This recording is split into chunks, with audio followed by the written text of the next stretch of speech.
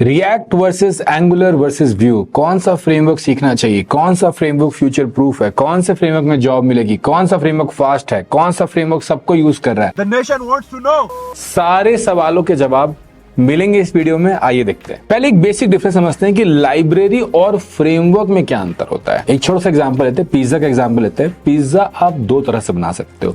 देखो, हम लोग सब ठहरे भारतीय, हमें पिज्जा विज्जा बनाना आता नहीं है, ठीक है। तो हम क्या करेंगे, पिज्जा बनाने के लिए हम करेंगे एक पिज्जा मेकिंग किट लेंगे और उसमें जो जो इंस्ट्रक्शन जैसे जैसे लिखा है वैसे वैसे डालेंगे, और जो थोड़ा मोड़ा बोलेगा कि अच्छा अपने मन से आप टमाटर डाल सकते हैं, पाइनएप्पल डाल सकते हैं, मशरूम, देखो हम वेजिटेरियन आदमी हैं तो मशरूम डाल सकते हैं, तो वो सब भी डाल देंगे। तो जो इंस्ट्रक्शन होगा वो, और उसका हम बेस भी खरीद के लाएंगे, उसके बाकी मसाले भी हम खरीद के लाएंगे, सब कुछ वैसे लेकर आएंगे और जैसा जैसा बोला जाएगा वैसा वैसा बनाएंगे। दूसरा तरीका होता है, जिनको सच में पिज्जा बनाने आता है वो ये किट विट नहीं लेते भाई, वो सारा सामान अलग अलग खरीदते हैं, वो अपना आटा बनाते हैं, अपना बेस बनाते हैं, खुद से बेक करते हैं, सब कुछ अपने हिसाब से करते हैं। तो जब आप पिज्जा में सब कुछ अपने हिसाब से करने जाते हो तो भी आपको रॉ मटेरियल्स तो लगते ही लगते हैं सेम, ऐसा तो है नहीं कि डिफरेंट है, लेकिन आपके पास बहुत ज्यादा आजादी होती है। उसको आप कह सकते हो कि वो एक लाइब्रेरी का अप्रोच है, जहां पर आप चीजें यूज कर रहे हो लेकिन अपने हिसाब से आप यूज कर रहे हो, वही टॉपिंग्स, वही रॉ मटेरियल, लेकिन अपने हिसाब से।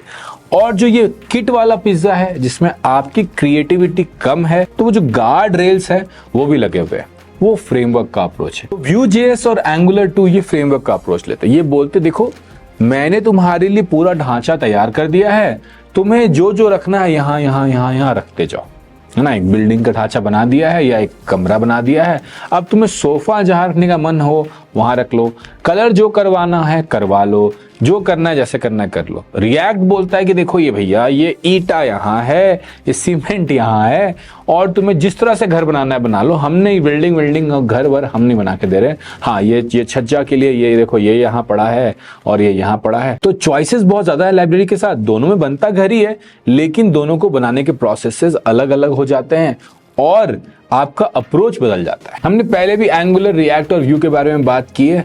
एक बार छोटा सा रिकैप देता हूं आपको कि एक समय ऐसा था जब बहुत सारा जावास्क्रिप्ट हम लिखना शुरू कर रहे थे और उसको संभालना बहुत मुश्किल हो रहा था। एक प्रॉब्लम वो था कि कोड को संभालना और समझना बहुत मुश्किल हो रहा था। दूसरी समस्या ये थी कि इतना ज्यादा जावास्क्रिप्ट कोड जब ब्राउजर पे चल रहा था तो आपका ऐप स्लो भी हो जा रहा था। ये दो समस्याएं थी जिनको दूर करने के लिए एंगुलर JS आया, एंगुलर 2 आया, रिएक्ट आया और व्यू आए।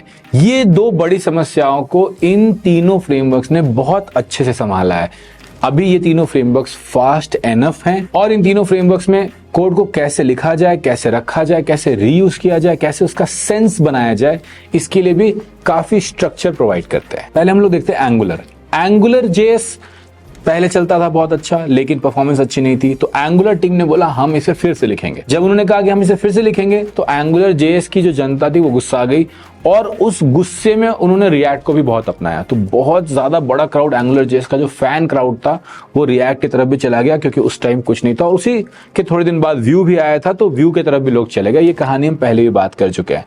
पर जो एंगुलर 2 आया वो बहुत अच्छा है, उसका आर्किटेक्चर भी काफी अच्छा और काफी अच्छे से प्रोवाइड किया जाता है ये चीज कि आप अपने कोड को कंपोनेंट्स में लिखिए, अपने कोड को मॉड्यूल्स में रखिए, सर्विसेज में रखिए। ये बहुत अच्छी चीज है। कई सारी कंपनीज में कई सारे प्रोजेक्ट्स जब बनते हैं उनके लिए लोग एंगुलर यूज करते हैं, एंगुलर 2 यूज करते हैं। क्यों पता है? दो तरह की कंपनीज होती है। एक कंपनीज होती है जिनका धंधा होता है टेक का मतलब होता है भैया हम हैं माइक्रोसॉफ्ट, हम तो टेक प्रोडक्ट बना रहे हैं और उसको बेच रहे हैं। दूसरी तरह की कंपनी तो जिसका धंधा टेक नहीं होता है, जिसके धंधा को स्केल करने के लिए, इनेबल करने के लिए टेक की जरूरत होती है। जैसे कि कोई फाइनेंशियल कंपनी ले लीजिए, जैसे कि रेजर पे ले लीजिए। रेजर पे का धंधा टेक नहीं है ना, रेजर पे का धंधा है पैसे इधर उधर करना। और रेजर पे तो फिर भी थोड़ी अच्छी कंपनी हो गई फाइनेंशियल में, आप ये बिग 4 में से किसी कंपनी को उठा लीजिए। तो इनके जब प्रोजेक्ट्स बनते हैं, इनको क्या चाहिए? इनको चाहिए हमारा प्रोडक्ट जो है वो दी बेस्ट नहीं हो डेवलपमेंट में तो भी चलेगा, हमें उतना मॉड्यूलर कंट्रोल नहीं चाहिए, हमें चाहिए प्रिडिक्टेबिलिटी। क्यों? क्योंकि हमारा कोर टेक नहीं है यार, हमारा कोर है फाइनेंशियल सर्विसेज, हमारा कोर है बैंकिंग सर्विसेज, हमारा कोर अलग अलग है। तो हम टेक के ऊपर बहुत ज्यादा इन्वेस्ट नहीं करना चाहते, हम वो चीज लेना चाहते हैं जिसमें हमें बनी बनाई पकी पकाई खिचड़ी मिले, मतलब पिज्जा वाला बेकिंग किट मिले। तो ऐसी कंपनीज एंगुलर 2 बहुत यूज करती हैं क्योंकि बहुत प्रिडिक्टेबिलिटी है उसके आर्किटेक्चर में, उसके कोड को कैसे लिखा जाए इसके लिए। रिएक्ट वो कंपनीज बहुत ज्यादा यूज करती हैं जो companies hard core tech companies हैं, जैसे कि फेसबुक, जैसे कि माइक्रोसॉफ्ट, जैसे कि नेटफ्लिक्स, जैसे कि एयरबीएनबी।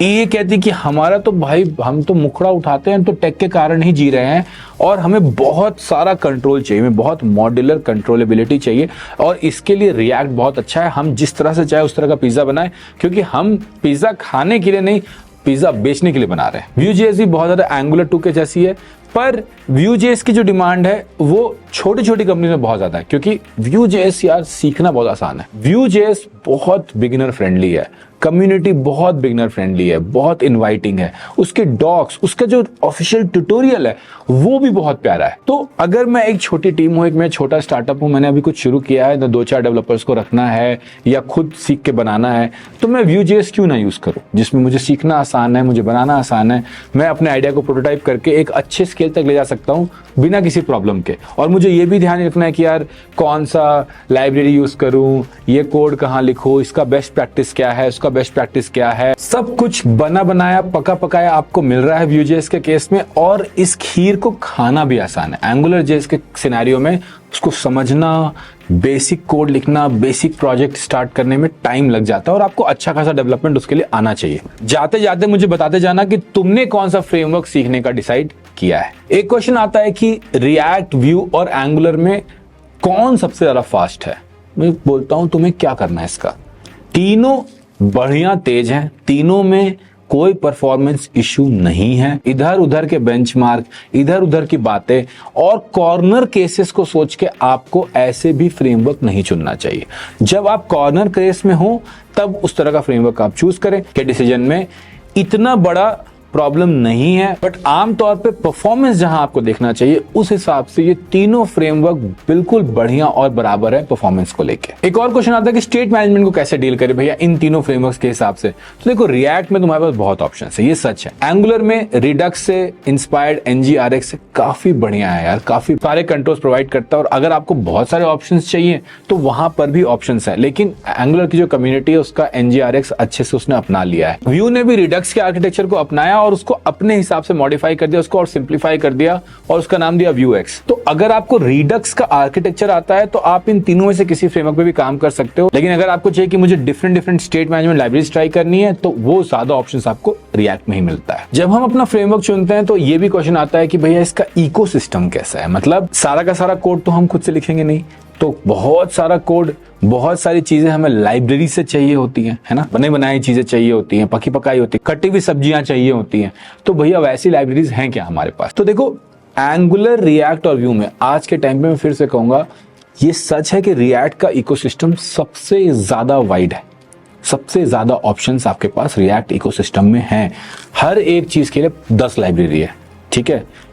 पर इसका ये बिल्कुल भी मतलब नहीं है कि जो काम की चीजें हैं वो एंगुलर और व्यू में नहीं है ना। जैसे एंड्रॉइड के ऐप स्टोर में बहुत ज्यादा एप्स है, एप्पल के ऐप स्टोर से बहुत ज्यादा एप्स हैं, लेकिन जिन 50 या 100 या 200 एप्स की आपको जरूरत है वो आज के समय में दोनों ऐप स्टोर में है। तो इसलिए आपको again libraries in ecosystem, number of npm packages in ecosystem, इस तरह के जो कंपैरिजन चार्ट्स होते हैं ना, इनसे बच के रहना चाहिए, क्योंकि इससे कोई फायदा नहीं होता। जिससे आपको काम है, जितना आपको काम है उससे ज्यादा लाइब्रेरीज तीनों इकोसिस्टम में है। जो चीज आपके लिए बहुत इंपॉर्टेंट है वो है लर्निंग कर्व।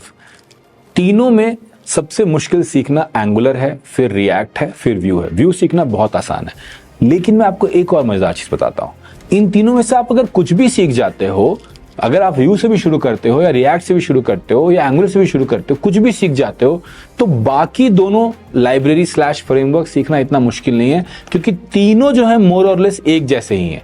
तो ऐसा नहीं कि अगर आपको रिएक्ट आएगा और आपको एंगुलर की जॉब मिलती है तो आप वो जॉब नहीं कर पाओगे। एक बहुत इंपॉर्टेंट क्वेश्चन आता है कि भैया जॉब के लिए क्या सीखे। देखो, 2 तरह के जॉब्स होते हैं, ये सबसे इंपॉर्टेंट समझना। जब हम react versus view versus angular की बात करते हैं तो 2 तरह के जॉब्स होते हैं। एक जॉब होता है जो लाइब्रेरी स्पेसिफिक होता है, जैसे कि कोई छोटा स्टार्टअप है, उस स्टार्टअप में लिखा रहता है कि रिएक्ट के साथ आपको एक्सपर्टीज चाहिए, नेक्स्ट के साथ एक्सपर्टीज चाहिए, तो वो लोग प्रेफर करते हैं कि वही हायर करें। दूसरे टाइप का जॉब होता है जो बड़ी कंपनीज में होता है, इसमें कहते हैं कि वेब डेवलपमेंट एक्सपर्टीज चाहिए आपको, ना कि लाइब्रेरी का एक्सपर्टीज। जैसे मैंने अपने लाइफ में खुद एंगुलर जेएस में खूब सारा काम किया है और फिर रिएक्ट में खूब सारा काम किया। इनफैक्ट टीम्स का जो पूरा का पूरा इनिशियल कोड था वो एंगुलर जेएस में था, जिसको मैंने फिर रिएक्ट में मूव किया था। तो ये बहुत होता है, इसलिए आप लाइब्रेरी के बेसिस पे बड़ी कंपनीज में नहीं हायर होते हो। माइक्रोसॉफ्ट में या किसी भी बड़ी प्रोडक्ट कंपनीज में you are not hired based on कि यार मुझे रिएक्ट आता है तो मुझे वो जॉब मिल जाएगा, बट मुझे व्यू आता है तो मुझे नहीं मिलेगा। नहीं, अगर आप एक वेब डेवलपमेंट एक्सपर्ट हो, आपको वेब डेवलपमेंट आती है, तो इट डजंट मैटर कि रिएक्ट आता है या व्यू आता है। लेकिन हाँ, ये भी बहुत इंपॉर्टेंट बात है यहां पर कि जो आता है वो अच्छे से आना चाहिए, उसमें आपकी एक्सपर्टीज भी होनी चाहिए। अगर आप कह रहे हो कि मैंने रिएक्ट पे 3 साल काम किया है,